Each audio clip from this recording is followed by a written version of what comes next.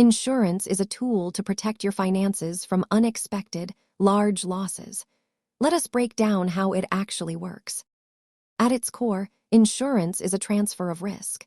You pay a fee to shift the financial burden of a potential accident to a company. You are trading the possibility of a massive, surprise bill for a small, predictable cost called a premium. Understanding these four terms is the foundation of reading any insurance policy document. You often choose between a higher deductible for lower monthly bills or a lower deductible for more immediate protection. Think of the premium as the cost of peace of mind, while the deductible is the skin you keep in the game. Use insurance to shield yourself from catastrophe, rather than trying to insure against every minor inconvenience.